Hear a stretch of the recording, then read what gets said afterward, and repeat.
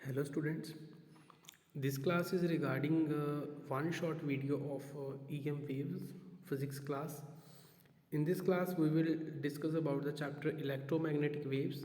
तो first of all electromagnetic waves ਦਾ one shot ਆ ਤੇ ਇਹਦੇ ਵਿੱਚ ਤੁਹਾਨੂੰ ਪਹਿਲਾਂ ਮੈਂ ਦੱਸ ਦੂੰਗਾ ਤਿੰਨ ਇੰਪੋਰਟੈਂਟ ਟੌਪਿਕਸ ਆ ਜੋ ਤੁਸੀਂ ਅੱਛੀ ਤਰ੍ਹਾਂ ਪ੍ਰਪੇਅਰ ਕਰਨੇ। First of all displacement and conduction current, second is EM waves and its properties, and last is electromagnetic spectrum। तो तीन ਤੁਹਾਡੇ ਮੇਜਰ ਟੌਪਿਕਸ ਆ, ਇਹਨਾਂ ਮੇਜਰ ਟੌਪਿਕਸ ਨੂੰ ਤੁਸੀਂ ਅੱਛੀ ਤਰ੍ਹਾਂ ਪ੍ਰਪੇਅਰ ਕਰਨਾ। Electromagnetic spectrum, EM waves, conduction and displacement current। Start ਕਰਦੇ ਹਾਂ। What are EM waves? तो first of all EM waves ਕੀ ਆ? ਉਹ ਵੇਵਸ ਜਿਹਦੇ ਵਿੱਚ electric and magnetic field are mutually perpendicular, like that ਕਿ electric and magnetic field mutually perpendicular ਦਾ ਮੀਨਿੰਗ ਕੀ ਆ? ਜਿਸ ਤਰ੍ਹਾਂ ਆਪਾਂ ਦੇਖਦੇ ਹਾਂ ਕਿ this is a X axis, this is electric field lines. ਜਦੋਂ ਇਹਦੇ ਉੱਪਰ ਬਿਲਕੁਲ ਜਸਟ ਇਹਦੇ ਉੱਪਰ ਪੈਂਡੀਕੂਲਰ ਮੈਗਨੈਟਿਕ ਫੀਲਡ ਲਾਈਨਸ ਆਉਂਦੀਆਂ ਵਾ, ਦੈਨ ਕੀ ਬਣ ਜਾਂਦਾ ਵਾ? ਇੱਕ ਇਲੈਕਟ੍ਰੋਮੈਗਨੈਟਿਕ ਵੇਵਸ ਬਣ ਜਾਂਦੀਆਂ। ਇਲੈਕਟ੍ਰਿਕ ਐਂਡ ਮੈਗਨੈਟਿਕ ਫੀਲਡਸ ਜਦੋਂ ਮਿਊਚੁਅਲੀ ਪਰਪੈਂਡੀਕੂਲਰ ਹੋ ਗਈਆਂ ਦੈਨ EM ਵੇਵਸ ਪ੍ਰੋਡਿਊਸ ਹੁੰਦੀਆਂ। ਸੋ ਇਲੈਕਟ੍ਰੋਮੈਗਨੈਟਿਕ ਵੇਵਸ ਤੋਂ ਅੱਗੇ ਆ ਜਾਂਦੀ ਗੱਲ ਕੰਡਕਸ਼ਨ ਕਰੰਟ ਦੀ। ਤਾਂ ਦੋ ਕਰੰਟ ਆ, ਇੱਕ ਹੈਗਾ ਕੰਡਕਸ਼ਨ, ਦੂਸਰਾ ਹੈਗਾ displacement. Conduction current as well as displacement current. So displacement ਦੇ ਵਿੱਚ ਤੁਸੀਂ ਕੀ ਸਮਝਦੇ ਆ ਅਤੇ ਕੰਡਕਸ਼ਨ ਤੋਂ ਕੀ ਸਮਝਦੇ ਆ? ਜਦੋਂ ਇੱਕ ਵਾਇਰ ਦੂਸਰੀ ਵਾਇਰ ਨਾਲ ਡਾਇਰੈਕਟਲੀ ਕਨੈਕਟਡ ਆ ਤਾਂ ਉਹਦੇ ਥਰੂ ਜਿਹੜਾ ਕਰੰਟ ਪਾਸ ਹੁੰਦਾ ਇੱਕ ਵਾਇਰ ਤੋਂ ਦੂਸਰੀ ਵਾਇਰ ਜਾਂ ਇੱਕ ਪਲੇਟ ਤੋਂ ਦੂਸਰੀ ਪਲੇਟ ਥਰੂ ਵਾਇਰ, ਠੀਕ ਹੈ, ਦੈਟ ਇਜ਼ ਕੋਲਡ ਕੰਡਕਸ਼ਨ। ਜਦੋਂ ਇੱਕ ਪਲੇਟ ਤੋਂ ਦੂਸਰੀ ਪਲੇਟ 'ਚ ਕਰੰਟ ਜਾਂਦਾ ਵਾ, not due to the electrons, only by changing the electric flux. ਜਦੋਂ ਕਿ ਇਲੈਕਟ੍ਰਿਕ ਫਲਕਸ ਚੇਂਜ ਕਰਦੇ ਆ ਤਾਂ ਪਲੇਟ A ਤੋਂ ਕਰੰਟ ਪਲੇਟ B 'ਤੇ ਜਾਂਦਾ ਵਾ, that current is called displacement. ਜਦੋਂ ਦੋਨੋਂ ਵਾਇਰਸ ਫਿਜ਼ੀਕਲੀ ਕਨੈਕਟਡ ਆ ਦੈਨ ਕੰਡਕਸ਼ਨ ਕਰੰਟ। ਜਦੋਂ ਦੋ ਵਾਇਰਸ ਗੈਪ ਦੇ ਵਿੱਚ ਪਈਆਂ, ਦੋ ਪਲੇਟਸ ਗੈਪ ਦੇ ਵਿੱਚ ਪਈਆਂ, ਬਿਨਾਂ ਕਿਸੇ ਵਾਇਰ ਤੋਂ ਇੱਕ ਪਲੇਟ ਤੋਂ ਦੂਸਰੀ ਪਲੇਟ 'ਚ ਕਰੰਟ ਜਾਂਦਾ only by changing electric flux, that is called displacement current. Conduction ਅਤੇ ਡਿਸਪਲੇਸਮੈਂਟ ਕਰੰਟ ਦੋਨੋਂ ਹੀ ਇਕੁਅਲ ਹੁੰਦੇ ਆ, ਠੀਕ ਹੈ, ਦੋਨੋਂ ਹੀ ਆਲਵੇਜ਼ ਇਕੁਅਲ ਹੋਊਗੇ। ਦੋਨੋਂ ਦੀਆਂ ਵੈਲਿਊਜ਼ ਦੇਖੀਆਂ ਤਾਂ conduction displacement current always equal. ਉਸ ਤੋਂ ਬਾਅਦ ਇੰਟੈਗਰਲੀ ਡਿਫਰੈਂਟ ਹੋ ਸਕਦੇ ਜਾਂ ਇੰਟਾਇਰਲੀ ਡਿਫਰੈਂਟ ਹੋ ਸਕਦੇ ਆ, ਕਿਉਂਕਿ ਕੰਡਕਸ਼ਨ ਕਰੰਟ ਅਤੇ ਡਿਸਪਲੇਸਮੈਂਟ ਕਰੰਟ ਦੋਨੋਂ ਹੈਗੇ ਤਾਂ ਕਰੰਟ ਹੀ ਆ, ਬਟ ਦੋਨਾਂ ਦੀ ਇਨਵੋਲਵਮੈਂਟ ਅਲੱਗ ਆ। ਕੰਡਕਸ਼ਨ ਦੇ ਵਿੱਚ ਵਾਇਰਸ ਦੇ ਥਰੂ, ਇਲੈਕਟ੍ਰੋਨਸ ਦੇ ਥਰੂ ਕਰੰਟ ਜਾਊਗਾ, ਡਿਸਪਲੇਸਮੈਂਟ 'ਚ ਕੋਈ ਇਲੈਕਟ੍ਰੋਨਸ ਫਲੋ ਨਹੀਂ ਹੋਊਗਾ, ਬਟ ਇਲੈਕਟ੍ਰਿਕ ਫਲਕਸ ਦੇ ਚੇਂਜ ਹੋਣ ਨਾਲ ਡਿਸਪਲੇਸਮੈਂਟ ਕਰੰਟ ਬਣੂਗਾ। ਨੈਕਸਟ ਆ ਜਾਂਦਾ ਆਪਣਾ ਕੰਸੈਪਟ ਇਕੁਏਸ਼ਨਸ। ਸੋ ਜੇ ਮੈਂ ਗੱਲ ਕਰਾਂ EM ਵੇਵਸ ਕਿਉਂ ਬਣ ਗਈਆਂ, EM ਵੇਵਸ ਬਣਨ ਪਿੱਛੇ ਕੌਣ ਮੇਨ ਕੀ ਆ? ਇਹ ਚਾਰ ਇਕੁਏਸ਼ਨਸ ਆ ਜਿਨ੍ਹਾਂ ਦਾ ਕਰਕੇ ਇਲੈਕਟ੍ਰੋਮੈਗਨੈਟਿਕ ਵੇਵਸ ਐਗਜ਼ਿਸਟ ਕਰਦੀਆਂ ਵਾ। ਸੋ ਜਿਹੜੀਆਂ ਇਕੁਏਸ਼ਨਸ ਇੱਕ ਮੈਕਸਵੈਲ ਸਾਇੰਟਿਸਟ ਨੇ ਆਈਡੀਆ ਦਿੱਤਾ ਸੀ, ਪ੍ਰੈਡਿਕਸ਼ਨ ਕੀਤੀ ਸੀ ਕਿ ਇਲੈਕਟ੍ਰੋਮੈਗਨੈਟਿਕ ਵੇਵਸ ਐਗਜ਼ਿਸਟ ਕਰ ਸਕਦੀਆਂ ਵਾ। ਉਹਨਾਂ ਦੀ ਐਗਜ਼ਿਸਟੈਂਸ ਨੂੰ, ਪ੍ਰੈਡਿਕਸ਼ਨ ਨੂੰ ਪ੍ਰੂਫ ਕੀਤਾ ਬਾਏ ਹਰਟਸ ਨੇ ਉਹਨਾਂ ਵੇਵਸ ਨੂੰ ਸਾਰੀਆਂ ਨੂੰ ਪ੍ਰੋਡਿਊਸ ਕੀਤਾ। ਚਾਰ ਵੇਵਸ ਆ, ਚਾਰ ਇਕੁਏਸ਼ਨਸ ਆ ਜਿਨ੍ਹਾਂ ਦੇ ਬੇਸਿਸ 'ਤੇ ਇਲੈਕਟ੍ਰੋਮੈਗਨੈਟਿਕ ਵੇਵਸ ਦਾ ਬਣਨਾ ਪੋਸੀਬਲ ਆ। First is Gauss law in electrostatics, second is Gauss law in magnetism, third is Faraday's law of EMI, ਔਰ fourth is Ampere Maxwell circuital equation. ਇਹਨਾਂ ਚਾਰੋਂ ਇਕੁਏਸ਼ਨਸ ਨੂੰ ਯੂਜ਼ ਕਰਕੇ, ਮੈਕਸਵੈਲ ਇਕੁਏਸ਼ਨਸ ਨੂੰ use ਕਰਕੇ Hertz ਨੇ experiment perform ਕੀਤਾ, then finally EM waves ਨੂੰ ਪ੍ਰੋਡਿਊਸ ਕੀਤਾ। ਹਰਟਸ ਐਕਸਪੈਰੀਮੈਂਟ ਵੀ ਇੰਪੋਰਟੈਂਟ ਆ, ਉਹ ਵੀ ਤੁਸੀਂ ਅੱਛੀ ਤਰ੍ਹਾਂ ਲਰਨ ਕਰਨਾ ਵਾ। ਹਰਟਸ ਐਕਸਪੈਰੀਮੈਂਟ ਦਾ ਮੈਂ ਥੋੜ੍ਹਾ ਜਿਹਾ ਤੁਹਾਨੂੰ ਦੱਸੂਗਾ ਕੀ ਹੁੰਦਾ ਵਾ ਕਿ ਦੋ ਮੈਟਲ ਦੀਆਂ ਪਲੇਟਸ ਆ, ਠੀਕ ਹੈ, ਪਲੇਟ ਉਹਨਾਂ ਨੂੰ ਫਰਦਰ ਸਟ੍ਰਿਪਸ ਦੇ ਨਾਲ ਕਨੈਕਟ ਕੀਤਾ, ਕਾਪਰ ਦੀਆਂ ਸਟ੍ਰਿਪਸ ਦਾ, ਅਤੇ ਇਹਦੇ ਨਾਲ ਕੀ ਕੀਤਾ ਜਾਂਦਾ ਵਾ? ਹਾਈ ਅਲਟਰਨੇਟਿੰਗ ਕਰੰਟ ਪਾਸ ਕਰਦੇ ਹਾਂ ਆਪਾਂ, ਹਾਈ ਅਲਟਰਨੇਟਿੰਗ ਵੋਲਟੇਜ ਅਪਲਾਈ ਕੀਤੇ ਆ ਇਸ ਸਿਸਟਮ 'ਤੇ। ਜਦੋਂ ਫਰਦਰ ਇਹਦੇ ਨਾਲ ਡਿਟੈਕਟਰ CD ਨੂੰ ਆਪਾਂ ਜੋੜਦੇ ਹਾਂ ਤਾਂ ਇਹਦੇ ਵਿੱਚੋਂ ਇੱਕ EM ਵੇਵਸ ਪ੍ਰੋਡਿਊਸ ਹੁੰਦੀ ਆ ਜਿਹਦੀ ਲੈਂਥ ਓਨਲੀ ਮੀਟਰਸ ਵਿੱਚ ਸੀ। ਇਹ ਐਕਸਪੈਰੀਮੈਂਟ ਸਕਸੈਸਫੁਲ ਨਹੀਂ ਹੋਇਆ ਕਿਉਂਕਿ ਆਪਾਂ 1-2 ਕਿਲੋਮੀਟਰ ਤੱਕ ਜਾਂ 1-2 ਮੀਟਰ ਤੱਕ ਜੇ ਕਮਿਊਨੀਕੇਸ਼ਨ ਹੀ ਕਰਨਾ ਵਾ ਤਾਂ ਆਪਾਂ ਸਿੰਪਲੀ ਕਮਿਊਨੀਕੇਟ ਕਰ ਸਕਦੇ ਹਾਂ। ਵੇਵਸ ਸਕਸੈਸਫੁਲੀ ਨਹੀਂ ਬਣੀਆਂ ਕਿ ਜੇ ਕਮਿਊਨੀਕੇਸ਼ਨ ਕਰਨਾ ਵਾ, ਬਹੁਤ ਦੂਰ ਸਿਗਨਲ ਲੈ ਕੇ ਜਾਣਾ ਵਾ, ਤਾਂ ਉਹਦੇ ਲਈ ਸੈਵਰਲ ਕਿਲੋਮੀਟਰਸ, ਇਹਨਾਂ ਮੀਟਰਸ ਵਿੱਚ ਜਿਹੜੀਆਂ 6 to 8 ਕਿਲੋਮੀਟਰਸ ਤੱਕ ਉਹਦੀ ਲੈਂਥ ਵਾਲੀ ਵੇਵ ਲੈਂਥ ਜਿਹੜੀ ਪ੍ਰੋਡਿਊਸ ਹੋਈ ਸੀ, ਉਹਨੂੰ ਕਿਲੋਮੀਟਰਸ 'ਚ ਕਨਵਰਟ ਕਰਨ ਲਈ ਮਾਰਕੋਨੀ ਨੇ ਐਕਸਪੈਰੀਮੈਂਟ ਕੀਤਾ, ਇਸ ਚੀਜ਼ ਨੂੰ ਥੋੜ੍ਹਾ ਮੋਡੀਫਾਈ ਕੀਤਾ, ਦੈਨ EM ਵੇਵਸ ਨੂੰ ਐਕਚੁਅਲ ਐਗਜ਼ਿਸਟੈਂਸ ਵਿੱਚ ਲਿਆਂਦਾ, ਜੋ ਕਿ ਆਪਾਂ ਅੱਜ ਟਾਈਮ ਤੱਕ EM ਵੇਵਸ ਨੂੰ ਯੂਜ਼ ਕਰਦੇ ਹਾਂ।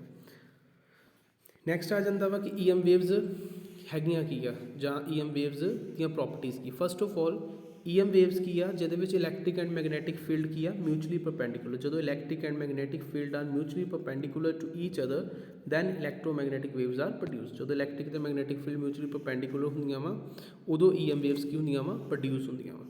तो जो इलैक्ट्रिक ते magnetic field mutually perpendicular then EM waves produce. तो फस्ट ऑफ ऑल तुहानूं दी डेफिनेशन क्लीयर होनी चाहिए है EM वेव्स की, ठीक है। समटाइम डायरैक्ट क्वेश्चन आ जाता what are EM waves. Next very important point number 10 point की कहता जदों electric field cross product with magnetic field तां की आ जाती है इलैक्ट्रोमैगनैटिक वेव्स। जो इलैक्ट्रिक फील्ड तो मैगनैटिक फील्ड दोनों क्रॉस प्रोडक्ट कर दियाँ तो EM वेव्स प्रोड्यूस होंदियां। जे सपोज करो इलैक्ट्रिक फील्ड एक्स एक्सिस चा मैगनैटिक फील्ड वाई एक्सिस चा, जी EM वेव की डायरैक्शन होगी वो किहड़े एक्सिस च होगी, वो होगी Z एक्सिस च। जिस तरह तुसीं पढ़ते हैं I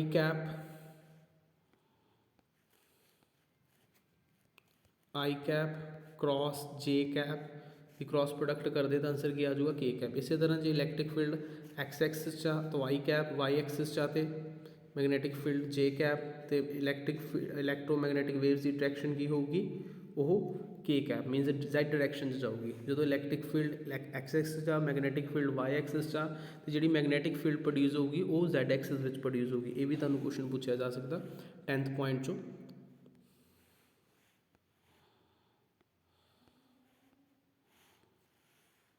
क्रॉस प्रोडक्ट उस तो बाद ट्रांसवर्स इन नेचर आ लाइट की स्पीड नाल ट्रैवल करदियां वा किसी मटीरियल मीडियम के जो उन्होंने रिफ्रैक्टिव इंडैक्स होगा वो अकॉर्डिंगली वो स्पीड होएगी EM वेव्स की। नैक्सट एंपलीट्यूड की रेशो करांगे दोनों इलैक्ट्रिक फील्ड तो मैगनैटिक फील्ड दोनों वेव का एंपलीट्यूड जो रेशो करांगे that is equal to the speed of light. ये भी बहुत इंपॉर्टेंट 13 पॉइंट जो भी MCQs बन सकते। EM वेव्स के मोस्टली तुहानूं MCQs आने हैं 2 और 3 MCQs आओगे as well is total weightage इस चैप्टर की हैगी अराउंड 4 मार्क्स की वेटेज है बट 4 मार्क्स भी अपने इंपॉर्टेंट आ क्योंकि आप कुछ स्किप नहीं करना। नैक्सट एनर्जी इक्वली हुण जे सपोज करो एक EM वेव्स ओदी एनर्जी एक EM वेव्स ओदी एनर्जी जी हैगी 50 जाउल आ।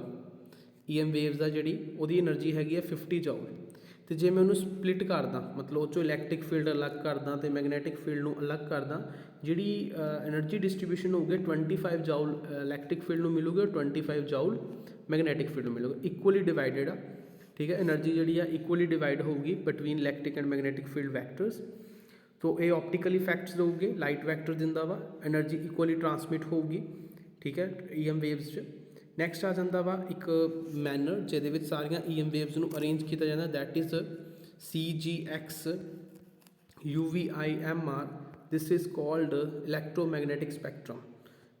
एक अरेंजमेंट जिहदे सारिया वेव्स को आप अरेंज करते हैं that is called electromagnetic spectrum. C stands cosmic ray, G stand gamma rays, X for X ray, U for ultraviolet, V for violet, I for infrared, M for micro and R for radio waves.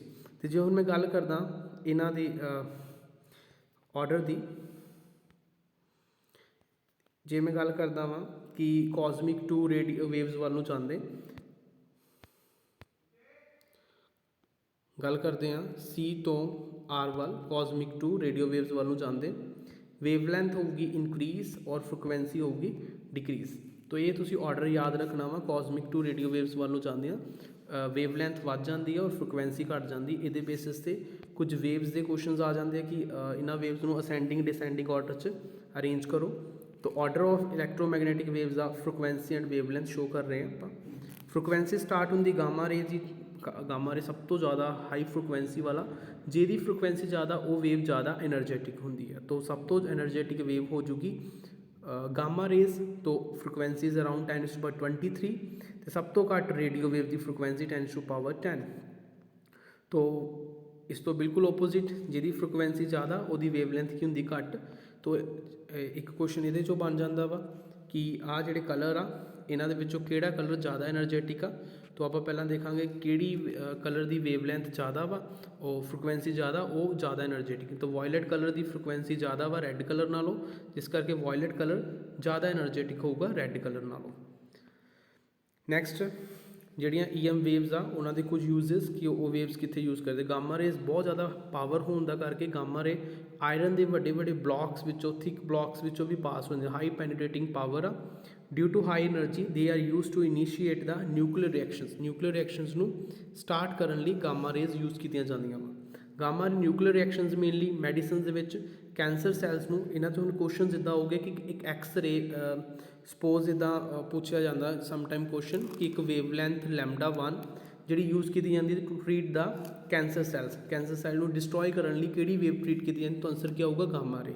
ਇਸ ਤਰ੍ਹਾਂ question ਤੁਸੀਂ ਅੱਛੀ ਤਰ੍ਹਾਂ prepare ਕਰਨੇ। Next ਕਹਿ ਸਕਦਾ ਕਿ ਕੋਈ λ2 ਵੇਵ ਆ, ਜਿਸ ਤਰ੍ਹਾਂ ਨੈਕਸਟ ਉਹ ਕਹਿ ਸਕਦਾ, ਇਸ ਤਰ੍ਹਾਂ ਵੀ ਕੁਐਸਚਨ ਬਣ ਸਕਦਾ ਕਿ λ2 ਕੋਈ ਵੇਵ ਆ ਜਿਹੜੀ ਕਿ ਬੋਨਸ ਫ੍ਰੈਕਚਰ ਵਗੈਰਾ ਨੂੰ ਡਾਇਗਨੋਸਿਸ ਲਈ ਯੂਜ਼ ਕੀਤੀ ਜਾਂਦੀ ਹੈ, ਤਾਂ ਆਨਸਰ ਕੀ ਆ ਜਾਊਗਾ ਐਕਸ-ਰੇਜ਼। ਤੋਂ ਇਹਨਾਂ ਰੇਜ਼ ਦੇ ਤੁਸੀਂ ਸਾਰਿਆਂ ਦੇ ਯੂਜ਼ਸ ਅੱਛੀ ਤਰ੍ਹਾਂ ਪੜ੍ਹ ਲੈਣੇ ਕਿਉਂਕਿ ਚੈਪਟਰ ਈਜ਼ੀ ਆ, ਇਹਨੂੰ ਸਕਿਪ ਨਾ ਕਰਨਾ। X rays use in medical diagnostics to detect the fractures in bone, presence of stone in gallbladder and kidney. It is also used in engineering to check flaws in bridges ਜਿਹੜੇ ਏਡੇ ਵੱਡੇ ਬੰਦੇ ਆ ਉਹਨਾਂ ਦੇ ਵਿੱਚ ਕੋਈ ਫ੍ਰੈਕਚਰ, ਕੋਈ ਪ੍ਰੋਬਲਮ ਤਾਂ ਨਹੀਂ, ਕੋਈ ਫਾਲਟ ਤਾਂ ਨਹੀਂ ਹੈਗਾ, ਉਹਨੂੰ ਚੈੱਕ ਕਰਨ ਲਈ, as well as crystal structure ਨੂੰ ਅੱਛੀ ਤਰ੍ਹਾਂ ਐਨਾਲਿਸਿਸ ਕਰਨ ਲਈ ਵੀ ਐਕਸ-ਰੇ ਯੂਜ਼ ਕਰਦੇ ਆ। ਅਲਟਰਾਵਾਇਲਟ ਸਾਨੂੰ ਵਿਟਾਮਿਨ ਡੀ ਪ੍ਰੋਵਾਈਡ ਕਰਦੇ ਆ, provide vitamin D, but it is harmful for skin and eyes. ਇਹ ਬਹੁਤ ਜ਼ਿਆਦਾ ਹਾਈ ਐਨਰਜੈਟਿਕ ਨਾ ਹੁੰਦੀਆਂ ਵਾ, ਜਿਸ ਕਰਕੇ ਆਪਣੀ ਸਕਿਨ ਵਗੈਰਾ 'ਤੇ ਪ੍ਰੋਬਲਮ ਕਰ ਸਕਦੀ, ਠੀਕ ਹੈ।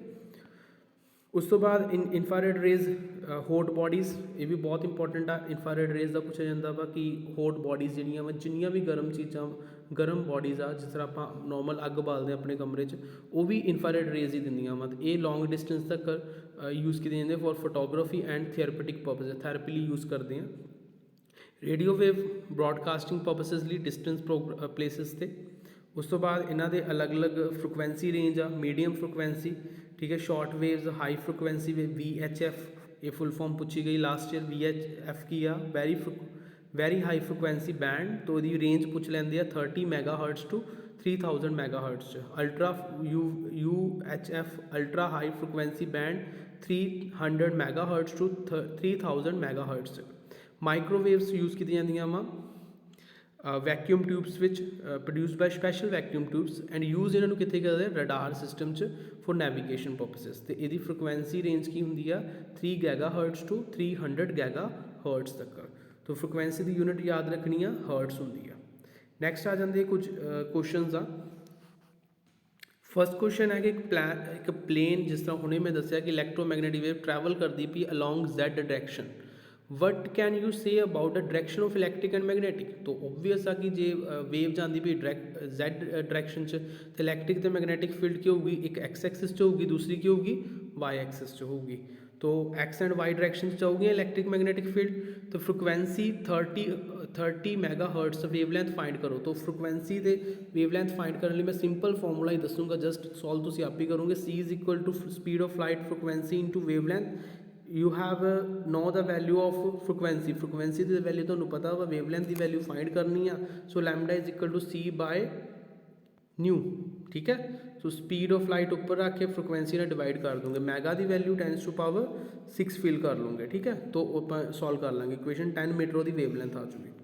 नैक्सट क्वेश्चन के एक इलैक्ट्रोमैगनैटिक वेव की इक्वेशन उन्होंने रिप्रैजेंट किया by wave equation. Wave equation तुसीं याद रखनी है, E इज इक्वल टू किस इक्वेशन ना पहली जी टर्म होंगी वो एंपलीट्यूड में रिप्रैजेंट करती, फिर ओमेगा टी, फिर फ्रिक्वेंसी। तो सारिया टर्म्स दित्तियां, उस उन्होंने वैल्यूज़ निकाल के क्वेश्चन सॉल्व करना, ठीक है। इंपॉर्टेंट क्वेश्चन है सारे। जिस तरह एक क्वेश्चन मैं बोलिया सी कि arrange the electromagnetic wave descending order of their wavelengths, wavelengths दे डिसेंडिंग ऑर्डर च ना वेव्स नू अरेंज करो।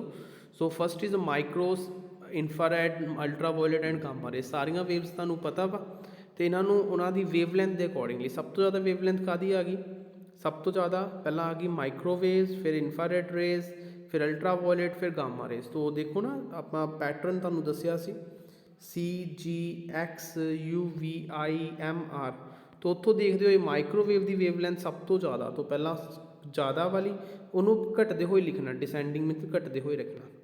Very very important question. Right one use of each, ठीक है, टू ऑफ दैम, इन्होंने दोनों चो कोई से दो दे यूजेस दसने हैं। तो ਉਹ ਦੱਸਦੇ ਨੇ ਮਾਈਕ੍ਰੋਵੇਵ ਰਡਾਰ ਸਿਸਟਮ 'ਚ ਯੂਜ਼ ਕਰਦੇ ਆ, ਗਾਮਾ ਰੇਜ਼ ਨੂੰ ਰੇਡੀਓਥੈਰੇਪੀ 'ਚ ਯੂਜ਼ ਕਰ, ਇਨਫਰਾਰੈਡ ਹੌਟ ਬੋਡੀਜ਼ ਲਈ, ਅਲਟਰਾਵਾਇਲਟ ਜਰਮਸ ਨੂੰ ਕਿਲ ਕਰਨ ਲਈ। ਨੈਕਸਟ ਕਹਿੰਦੇ name the part of electromagnetic spectrum ਵਿਚ is suitable for radar. Radar system ਲਈ ਕਿਹੜੀਆਂ ਵੇਵਸ ਸੁਇਟੇਬਲ ਆ? ਮਾਈਕ੍ਰੋਵੇਵ। ਮਸਕੂਲਰ ਸਟ੍ਰੇਨ ਨੂੰ ਟ੍ਰੀਟ ਕਰਨ ਲਈ ਹੌਟ ਬੋਡੀਜ਼, ਹੌਟ ਥੈਰੇਪੀ ਲਈ ਕਿਹੜੀਆਂ ਵੇਵਸ ਯੂਜ਼ ਕਰਦੇ ਆ? IR, infrared rays. Diagnostic tools in medicines, X ray use ਕਰਦੇ ਆ। ਫਿਰ ਉਹਨਾਂ ਨੂੰ ਦੱਸਣਾ ਹਾਊ ਦੀਸ ਕੈਨ ਪ੍ਰੋਡਿਊਸ, ਕੀ ਪ੍ਰੋਡਿਊਸ ਕਿੱਦਾਂ ਹੁੰਦੇ, ਉਹਦੇ ਸੋਰਸਿਸ ਦੱਸ ਦੇਣੇ ਆ। ਨੈਕਸਟ EM ਵੇਵਸ ਯੂਜ਼, ਕਿਹੜੀ EM ਵੇਵ ਯੂਜ਼ ਕਰਦੇ? Certain treatment for cancer. तो आप आंसर की देवांगे कैंसर की ट्रीटमेंट लिए गामा रेज। उस तो बाद ozone layer on the top of stratosphere crucial for human survive. कहते कि जी उपरली स्ट्रैटोस्फीयर की ओजोन लेयर आ टॉप पर पई आ, ह्यूमन सर्वाइव करना उत्थे क्रूशियल आ। किवें क्यों क्रूशियल आ? जी थिन ओजोन लेयर है स्ट्रैटोस्फीयर वो सारिया UV रेडिएशन एब्जॉर्ब कर लैंदी है फ्रॉम द सन टूवर्ड्स अर्थ, जिस करके UVA, UVB, UVC radiation that can destroy the life system on earth. जिस करके ये वाली लेयर जी बहुत ही क्रूशियल आ, मतलब ओजोन लेयर कहते स्ट्रैटोस्फीयर बहुत ही जरूरी ह्यूमन सर्वाइव जो ओजोन लेयर नहीं होगी सारिया डायरैक्ट रेडिएशनस अर्थ पर आ चुके हैं। अर्थ पर जिन्ने भी चीज़ा वा मीनस जिन्ने भी लिविंग स्पीशीज़ आ वो सारिया हार्म होणगियां, इस करके वो बहुत ही इंपॉर्टेंट लेयर आ। EM waves ਦੇ ਵਿੱਚ ਕਹਿੰਦੇ amount of momentum transfer, why is amount of momentum transfer by EM waves incident on the surface is so small। ਕਹਿੰਦੇ ਕਿਉਂ ਘੱਟ ਟ੍ਰਾਂਸਫਰ ਹੁੰਦਾ?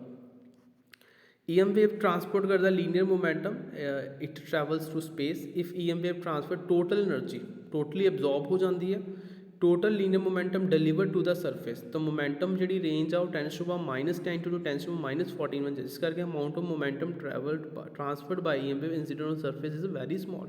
मोमेंटम रेंज उसकी बहुत ही बहुत घट है, ठीक है, जिस करके वो मोमेंटम ट्रांसफर जोड़ा होंदा वा बहुत ही घट करता वा। इस तरह रीजनिंग क्वेश्चन आ, तुसीं स्क्रीनशॉट लै सकते हैं। Question number 6 is also very important. Infrared rays uses की आ, ठीक है, सिंपल एग्जाम्पल के नाल EM वेव्स दसनिया किद्दां एनर्जी और मोमेंटम कैरी करदियां वा, EM माइक्रोवेव्स किस तरह प्रोड्यूस होंदियां वा। उस तो बाद 7th question is also important कि एक मैगनैटिक फील्ड दी है, वो दसनी वेवलैंथ कितनी है, फ्रिक्वेंसी कितनी, तो इलैक्ट्रिक फील्ड का एक्सप्रैशन की है, वो सारिया तुसीं इक्वेशन वो इक्वेट करके, ठीक है, आ जी इक्वेशन होंगी है ये इक्वेट कर लेना B = B0 sin 2 पाई दे नाल, ठीक है, तो उत्थों तुसीं टर्म तो सारिया वैल्यूज़ निकाल सकते हैं। Last question is also very important, कहते रीजनस दियो why food in metal container can not be cook in microwave, an empty glass container doesn't get hot in a microwave oven. ये बच्चे सारे वो क्वेश्चन आ जो KVS दे विच केंद्रीय विद्यालय दे which provide किए जाते हैं for better preparation, exam preparation ली। सो ये सारे इंपॉर्टेंट आ जो NCERT वालों एक्सट्रा क्वेश्चन दिते जाते हैं जिन्हों के बेसिस से most of the paper set होंदा वा। So must prepare these questions, तो तुसीं ये क्वेश्चनस भी अच्छी तरह स्टडी कर लेने तो तुहाडा चैप्टर बहुत अच्छी तरह क्लीयर हो जाएगा। नैक्सट मैं तुहाडे नाल डिस्कस करन लगा वा एक इस पूरे चैप्टर चो एक पेपर आ, ये क्वेश्चनस मस्ट तुसीं सॉल्व करियो तो मेरे नाल डिस्कस कर सकते हो तुसीं इन्हां दे आंसर, ठीक है, इवन मैं इन्हां दे आंसर की भी तुहानूं प्रोवाइड करूँगा, तुसीं इहदा स्क्रीनशॉट लैके आंसर करने की कोशिश करियो। जिस तरह ये टोटल टैसट वा, ठीक है, ये पूरे चैप्टर चो एक MCQs है क्वेश्चन, तो एजर्शन रीजन, फिर MCQs, ठीक है, फिर 2 मार्क्स 3 मार्क्स, एक केस स्टडी है छोटी जी, 11 क्वेश्चन है टोटल, ठीक है, सारे क्वेश्चन तुसीं सॉल्व करियो। तो जे कोई डाउट होया इस क्वेश्चन दे विचों तो तुसीं मैनूं पुछ सकदे आ कमेंट्स विच, ठीक है। Thank you for watching a video.